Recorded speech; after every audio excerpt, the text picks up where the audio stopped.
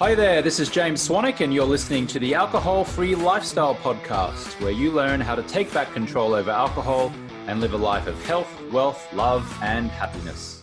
Today, we're speaking to a former client of ours who went almost 5 months alcohol free when he first joined our program. Then he returned to drinking, and then he returned to being alcohol free. And on this stretch, he's now almost 2 years alcohol free. So I thought it would be great to have him come back and just share his journey. Some folks, when they stop drinking alcohol, don't necessarily continue for life and remain alcohol free. Some folks return to some level of drinking and then they have an epiphany and go, this is absolutely not for me. And then they return to being alcohol free. And this is one of those cases. Today, we're speaking with Craig Beich, who's 45. He's a construction manager from Seattle, Washington. He's a father of two. And Craig joined us in our Project 90 program all the way back in June of 2021. And he lost, I think it was something crazy, like 27 pounds in such a short time, maybe 90 days. But we'll have him refresh us. Craig Beich, great to have you with us, sir. Yeah, thanks for having me, James. Great to be back. So you're almost 2 years alcohol free on this stretch. How are you feeling in general? I feel better than ever. I feel really amazing, actually. Just the clarity, day-to-day clarity is I'm grateful to have it. I'm glad to be back. So tell us a little bit about yourself. What do you do? Where do you live? And yeah. So I live in Seattle. I'm a construction manager on naval bases, so federal contracts, doing maintenance and infrastructure type projects. I have two kids, 15 and 16. So I'm every other weekend kind of a dad. So we stay busy there doing that, doing all kinds of fun stuff up here. Personally, I snowboard. I'm kind of a seasonal guy. Snowboard. I whitewater, kayak, raft, hike, just kind of everything Pacific Northwest. So I stay awful busy in my free time. And you joined us in Project 90, like I referenced there, all the way back in 2021 in June. Why did you join us then at the time? What was going on in your life back then? So at that time, I was going through a divorce, and there was some alcohol abuse in that divorce on both sides or in that marriage. And so I just wanted the clarity, just to kind of figure out next steps in life. Did I want to continue with that, and try and make that work, or did I want to go a different route? And so ultimately, that was the clarity that I wanted, and I decided to step away, to move on, go a different direction in life. But that was the main reason I joined your P90 way back in 21. Was there a rock bottom moment, or rock bottoms, plural? No, mainly for me, it was sleep. It just alcohol really disrupted my sleep. And so it didn't matter if I was drinking just a glass of wine or a few beers or a bottle or two of wine. I'd be in bed for 9 hours and I'd wake up just feeling miserable. And so that I was prioritizing sleep, and I wanted to get better sleep. And so that was ultimately why I wanted to have that to get that clarity, to sleep well. But then you lost an incredible amount of weight over a certain amount of time as a result of not drinking, right? How much weight did you lose? And you went from what weight to what weight? I did. So originally I went from something like 225 when I started, and I was down into the mid 190s at the end of the 90 days. I did end up gaining some back when I started drinking again, but I'm actually down to about 180 now. So I've lost even more weight, in better shape, and life's good. So overall, I'm down about 45 pounds, 47, somewhere in there. So you lost 27 pounds in 90 days. That's a lot. 27 pounds in 90 days. So that's almost 10 pounds a month. That was, and the transformation, just doing like the video selfie check-ins or whatnot on Marco Polo. I mean, you could see it happened so quickly. You could see and track it, like, wow, that was only 90 days. Like I looked like a different person after that. Yeah, just for the listener, when Craig's referencing those video polos, we actually have a video community app. as part of our community. It's called Marco Polo, and clients go in there and they share little video selfies throughout the 90 days just to stay engaged and be part of the community and create camaraderie. And so Craig was referencing, like he probably made a video post on day one, and then day 90, 27 pounds lighter, you can see it in the face. Like, did you have to change your clothing, or like what were some of the changes you needed to make as a result of dropping 27 pounds? Absolutely. Yeah. Pant sizes for sure. Inches off the waist. And yeah, everything was baggy. I was down into larges, right? I would go from extra larges to larges. And so yeah, it was a cost some money, right? But I think it was worth it. Go out and get a new wardrobe. So you left us then at the end of those 90 days. You obviously felt like you had rewired your mindset around alcohol. Is that fair to say? Yes, absolutely. I thought we did a podcast after my P90, and I felt really good. I felt like I was on a really good trajectory, being alcohol free. I loved it. So actually, you, the listener, you could actually go back to the Alcohol Free Lifestyle podcast to 2021 and find the interview that I did with Craig at the completion of his 90 days, where he was referencing all of these things. And it seems like you went another 2 months alcohol free, but something happened. What happened? Yeah, so days get dark up here in the Pacific Northwest in Washington, and so I was ready to start dating, and it was my first kind of hiccup. Like I didn't know how to date without alcohol, and so I had my first drink, and from there it just kind of continued. It was the old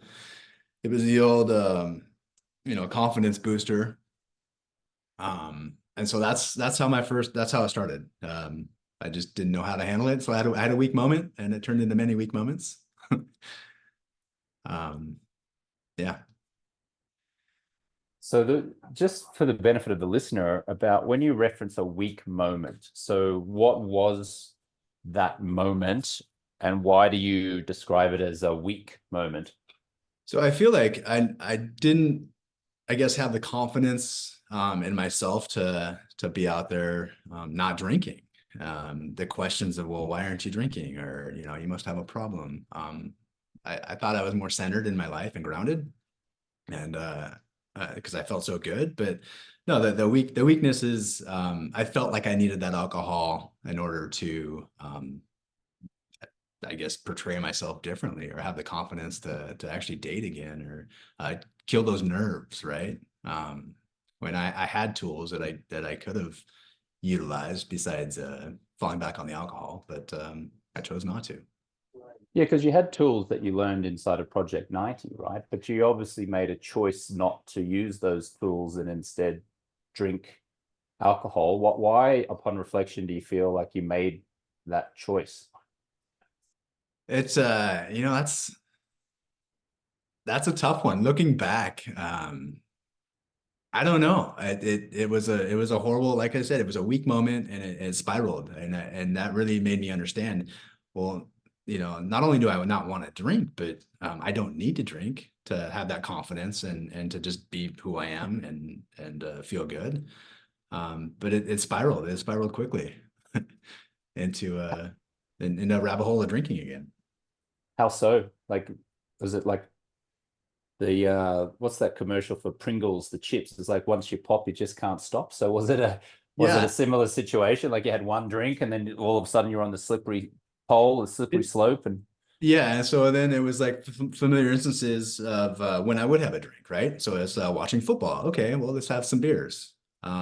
Or dating, obviously, you'd go out on a date, you'd have drinks, and that's just kind of I'd fall back into my old habits, and it happened pretty quickly. That it felt like it took a long time to rewire the brain to not want that alcohol, or crave that alcohol, and to be okay in situations.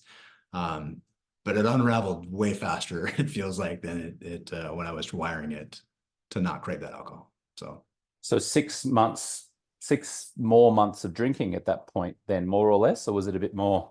Yeah, so it was about 7 months. So 7 months, okay. after I had my first drink back, I lost a cousin, a dear friend, and it was unexpected.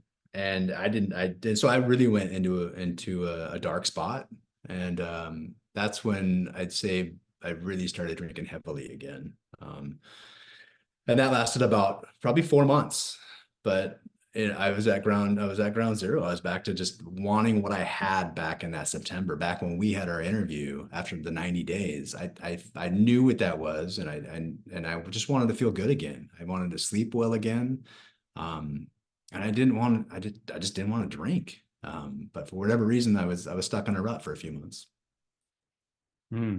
Is it shocking now, looking back, just how quickly you found yourself back in the rut after 5 months of being alcohol free? Like, I mean, it seems shocking to me, not just in your case, but just alcohol is insidious, right? And we can have the best intentions of whatever it is, avoiding love addiction, porn, shopping, spending, food, and we think we're flying, we got this, we've broken the camel's back, we're never going to drink again, never going to overeat again, I'm never going to make the same mistake again. But then suddenly, very quickly, we find ourselves back in those old habits. Was that shocking to you?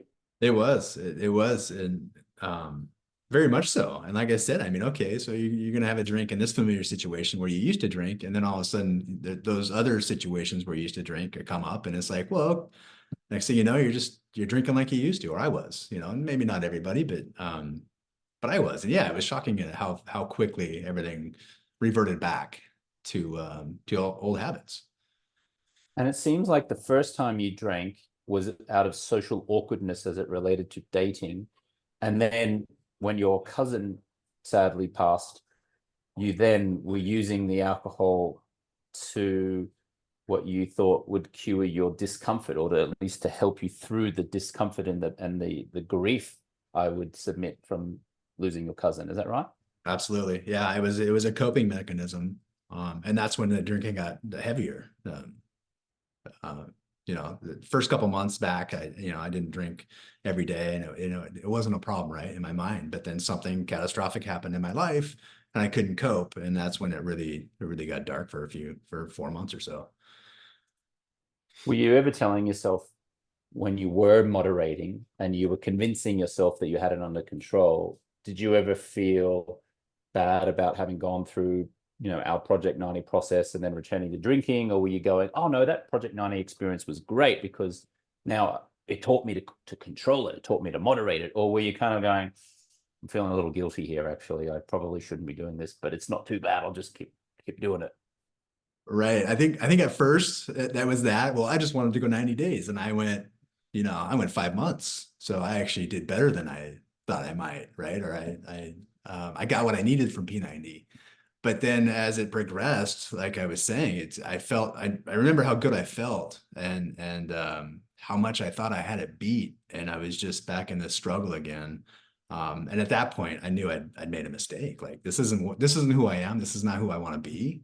Um, and I was grateful. I knew the tools that I need. I had the tools, right, from P90. I had them all at my disposal. Um, I just had to rewire my brain again, and make it happen. And I finally did. So Mm. When you drank again, did you put some of that weight back on? Like, what were some of the I did. physical consequences of returning to drinking? I did. So I went back up to, gosh, I probably gained 20 pounds back. I was back up to Wow. So you started 215. drinking again and you put on 20 pounds just like that. Yeah, I mean, it compounds. It's the sugars and the alcohol, but it's the eating habits too. Like, the eating habits went downhill, and yeah, I was back up to like 215. I think when I quit drinking this time, so almost 2 years ago. That's a yo-yo, right? That's up and down, and Yeah, man, and it's like a domino. You start drinking again, and then that leads to poorer eating habits, which leads to you losing, it leads to weight gain. You stop drinking alcohol, it's the same effect. The domino falls the other way, and now it improves the eating, probably gets you moving a lot more, gets you sleeping better, gets you metabolizing things better, which loses the weight, and you feel more energetic and happy, right? right. Absolutely. So Yeah. either way, alcohol's a domino, right? Like you drink alcohol, this is what's going to happen. You stop drinking alcohol, here's what's probably going to happen in a positive way. Right. Yeah. And I'm so outdoorsy, when I put on that much extra weight and that amount of time, it's just, I can't do what I want to go do. and push myself in the outdoors. And so, yeah, it's mentally draining, and it's, you know, physically. So yeah, no, I'm in a good spot, man. It's you keep moving more and more. And A lot of our successful clients, and by successful, I mean folks who have quit alcohol for at least 90 days and now they're living an alcohol free lifestyle and they're feeling great. There might be 15 months alcohol free, at 2 years. You're almost 2 years now in this stretch, 3 years, 4 years, 5 years. A lot of them say moderation is a myth. Moderation is a myth. Because a lot of clients ask us, can I do moderation? Should I do moderation? What's the thought about moderation? Is it possible? Is it not possible? What's your viewpoint now? Because you've attempted moderation and had the results of that. And you've also experienced complete abstinence and you've experienced that. So what's your view on moderation? So when I was doing P90 in our first podcast, I wanted drinking to be like smoking. I quit smoking 14 years ago. I just wanted it to be something I didn't do anymore. So obviously no moderation there, just done. I thought I had a beat. And so that's where I'm at now. For myself, I think moderation is a horrible idea. I don't think you need it, because I think ultimately alcohol is just bad for you, right? It's like cigarettes. It's just not good for you. So why would you even want to moderate it? That's just me. That's my opinion. Some people seem to be able to moderate. But no, I don't, for me, it's not possible. And I don't want to do it because it's not good for me. It's a poison.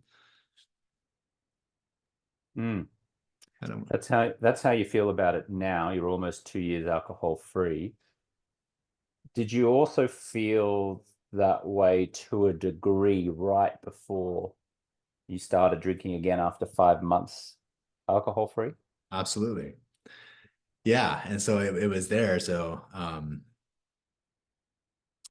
I think it just depends on how people use alcohol. For me, moderation will never work. And that's what this all taught me, right? I mean, one thing, if I'm moderating, something big might happen in my life. In order to deal with it, whatever's going on in my life, I might head down that hole again. So personally, life's so good without it.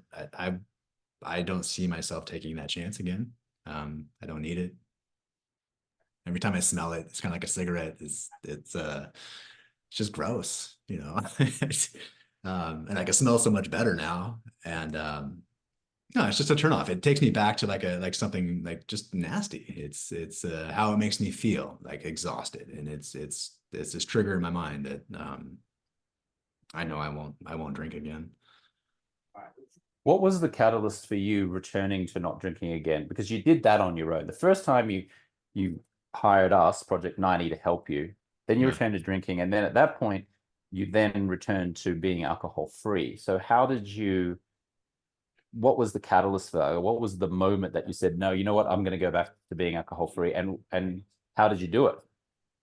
Yeah, I think about that more. So it was an interesting spot where I had my last drink. I was whitewater rafting with a group of people I just met a few weeks prior in Jackson, Wyoming. And we all went and got these like tequila slushies at like 10 a.m. And we're about to hit the river. And I'd been feeling leading up to that the last few weeks. I've been traveling a lot, rafting a lot, whitewater rafting. And I was just exhausted because it's so much effort to be on the river and to set up and break down and all that. But I wasn't sleeping well. And so for whatever reason, I had this tequila slushy and it got this massive buzz at 10 in the morning. And I had a long drive that day and I just didn't end up drinking that night. And then the next day I had a long drive home and I went a couple of days without actually drinking because I was so tired and I was on the road for so long. And I just said, you know what? I mean, this is it. And so I was journaling. I started journaling and just kind of really committed, wanting to be who I know I could be, who I was almost a year prior to that. A tequila slushy. Man, I forget what they call them, but it was, yeah, I mean, they were like 13%. They were good, but yeah, not where I wanted to be, not who I wanted to be. So Yeah, got it. So life now, now that you've chosen to be alcohol free again, and you're almost 2 years as we're recording this, I would imagine that that's probably positively affected your relationship with your two children. You're a father of two, aged 15 and 16. Is that the case? And what other benefits have you noticed? yeah, so for with the kids, obviously being, I only see them a couple of weekends a month, and so that time is very, very precious to me and us. And they're teenagers now, so they don't want to hang out with me all the time, but it just gives us the freedom and flexibility to just really be present and understand their needs and wants and be there for them when they need to talk or work through life stuff. I mean, it's crazy. They're little humans now, which is great. And so to be able to be present and not at night like have a buzz or hungover in the morning. That's probably the biggest problem is me waking up so early and having to wake them up. Let's go. But no, it's great. I'm grateful. I'm grateful for this time that I get to spend with them with a clear head. And what other benefits have you experienced besides, family, being with them?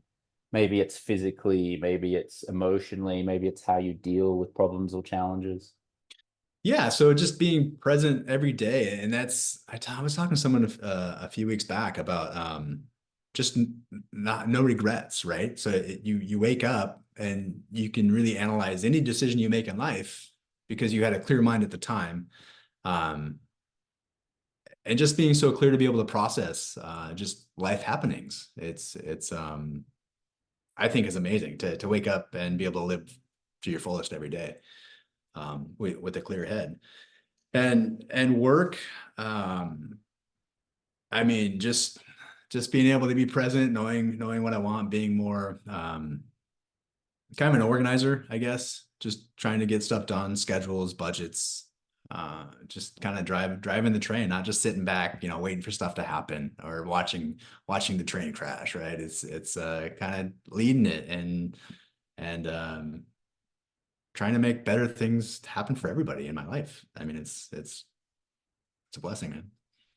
Do you consider yourself a leader in that Do sense? I do. Yeah, and our projects, I am kind of the on-site. I am the on-site go-to guy, and I'm in charge of it, and so I'm able to lead better, lead with a clear head versus dysfunctional. um, I'm I'm not. I'm working on not being so much of a people pleaser, pleasing everybody, and just kind of holding people accountable and including myself, right? And so I think productivity out of everybody has been a lot better since I've been able to get that more rest, the better sleep, have a better state of mind, show up ready to work every day. Mm. Were there any other habits that you changed as a result of being alcohol free the last couple of years? Like, were there any other programs or things that you did in terms of personal development or leadership or anything like that? Or have you just being alcohol free was enough? No, it's pretty much alcohol free. I joined kind of a men's group this year, just kind of get together and it's an online Zoom type of a deal, just to kind of help men navigate life and try and try and maximize your potential. Um, to teach their own. I know some of us don't always go after what we want, and so it just kind of little nudge, and so that's been fun. That's been eye opening in some instances, and that just started this year. Um, but other than that, I fall back. James, I do gratitude 20. I probably do 5 days a week, I would say, Mm. which is an amazing resource. I think the number one resource I took from P90, just because I do it in the morning and to sit there and write down what you're grateful for and to think about it first thing, it's hard to walk out the door and have a bad state of mind. And so that just works for me. And again, it's I'm trying to do 7 days a week. I don't beat myself up, but it's probably 5 days a week. Mm. I've been journaling. I know that when I get pent up a little bit, a journal is something I really need to go back to. And so I write. I write quite a bit as well, which is another tool that I began utilizing again out of P90. And so those just kind of keep me centered and grounded and try and keep a smile on my face, right? For the listener who may not understand what Craig's referencing, we have this thing called the Daily 20, and we have our clients write down 20 things that they are grateful for each and every day that they are inside of our 90-day stop drinking process. And the idea behind that is that it helps rewire our mindset to focus on appreciation instead of expectation. And when we're living a life of appreciation, things like alcohol cravings subside or disappear. A lot of the times folks are drinking because they feel discomfort. In Craig's case, it was, his cousin sadly passed.